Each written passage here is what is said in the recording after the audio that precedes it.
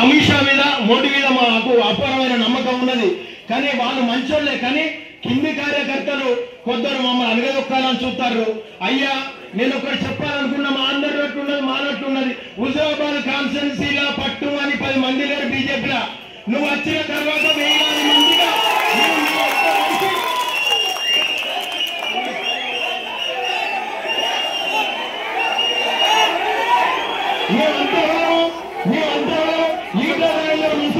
వేలాది ఓటక్కున్న ఈటల రాజేందర్లో ఇలా హుజూరాబాద్ కు రావద్దనేది తెలిసింది మాకు. అది ఎంతవరకు నిజం, ఎంతవరకు అబద్ధం సార్ మాకు చెప్పాలి. ఒకవేళ బీజేపీలో 100 మంది ఉండొచ్చు, దానికి కారణం ఏంటి? మాకు ఎవరి వరంగా అవుతుంది, ఇట్లా ఏ రూపంగా అవుతుంది మాకు తెలియని చెప్తా. ನೀವು ఎవరో అడగాలి, మాకు తెలిసింది కావాలి.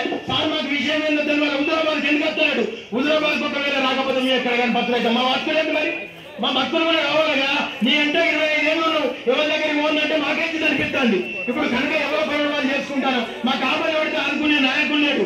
ఆపద పడితే మేము పోయి చెప్పుకోవడానికి ఓ లీడర్ లేడు, ఒక మండల పేరు అంటే లేడు. ఏమనంటే మేము పాత బీజేపీ అని వాళ్ళే అంటారు. వాళ్ళకే టికెట్లు అంటారు, దీపావళి ఇచ్చేది మేమంటారు. మీ ఇద్దరు దీపావళి అని అంటాడు. మరి మా బతుకులేంటి? మా బతుకులు చాలా అయ్యా మా సంగతులు నువ్వు లేచి మాకు హామీ ఇచ్చేదాకా మీ ఇక్కడి నుంచి పోవు. నీవు అన్నం కూడా తినవు. నువ్వు రోజుకు 200 మందికి 300 మందికి